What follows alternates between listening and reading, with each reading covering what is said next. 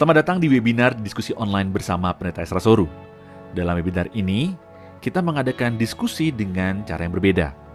Anda akan diberikan kesempatan untuk bertanya dan mengangkat topik-topik yang ramai dibahas mengenai kekristenan. Berikut adalah cuplikan video dari diskusi-diskusi yang kami lakukan setiap Senin 2 minggu sekali jam 7 malam. Dan bagi Anda yang ingin mendaftar, silakan Anda bisa klik link yang tertulis pada caption. Jangan lupa untuk klik dan subscribe YouTube channel Pijar TV.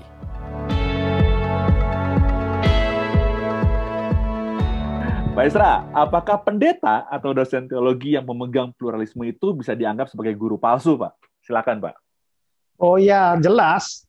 Ya, memang Alkitab mengatakan begitu, bahwa memang akan ada guru-guru palsu, ya, sama seperti pada zaman Perjanjian Lama itu nabi-nabi palsu tampil di tengah-tengah umat Allah, maka demikian juga di antara kamu akan ada guru-guru palsu. Nah, Alkitab menyebut guru palsu atau nabi palsu. Kenapa? Karena di dalam Perjanjian Lama itu nabi itu kan punya posisi tinggi dan posisinya adalah ngajar firman Tuhan, ngajar umat. Demikian juga guru palsu, ya karena mereka ngajar. Jarang ya kita dapat bilang koster palsu, ya.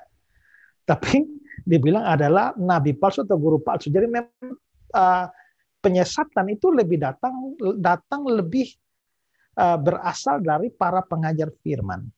Nah, karena itulah mereka bisa punya peluang untuk menyesatkan. Kalau tidak punya panggung atau tidak punya mimbar untuk menyampaikan ajaran, ya bagaimana bisa menyesatkan?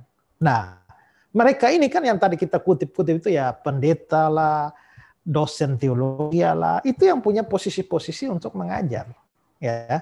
Dan karena itulah saya, kalau sudah ajarannya sesat, saya percaya bahwa mereka adalah guru palsu. Kecuali salah ya, kita harus membedakan antara salah dan sesat. Kalau salah, kita semua juga bisa salah, saya pun bisa salah tafsir. Tapi kalau sesat pasti salah, salah belum tentu sesat. Ya, nah sesat itu adalah kesalahan pada hal yang mendasar dalam iman Kristen. Tadi sore saya masih ngajar di salah satu sekolah teologi. Saya bilang misalnya ya dalam hal doktrin keselamatan, kalau menyimpangnya di sana itu sesat. Kalau misalnya dalam kristologinya menyimpang di sana itu sesat.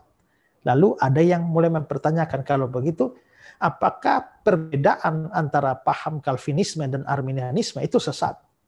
Saya berpikir, begini, saya harus beri penjelasan tambahan.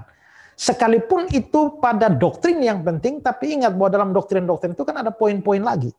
Dan tergantung poin mana. Misalnya tentang Kristus. Kristologi. Kalau kita bicara kristologi, Yesus Tuhan, Yesus Allah.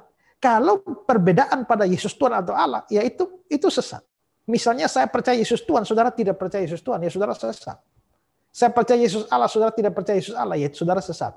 Tapi kalau perbedaan kita sekalipun dalam kristologi, tapi pada poin yang tidak fundamen, misalnya di dalam kristologi itu kan ada pembahasan apakah Yesus itu mungkin berdosa atau tidak.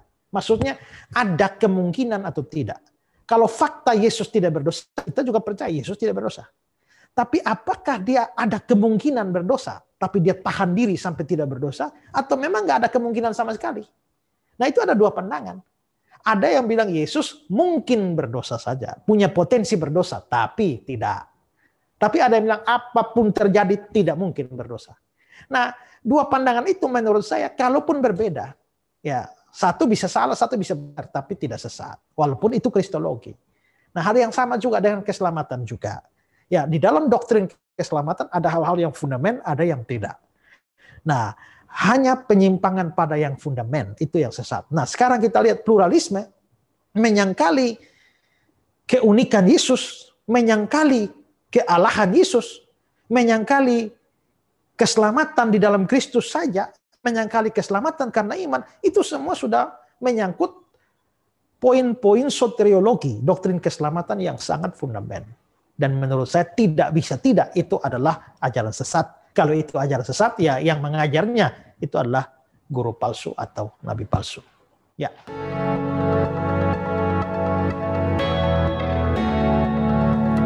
Terima kasih saudara sudah menyaksikan cuplikan diskusi bersama Pendeta Esra Soru.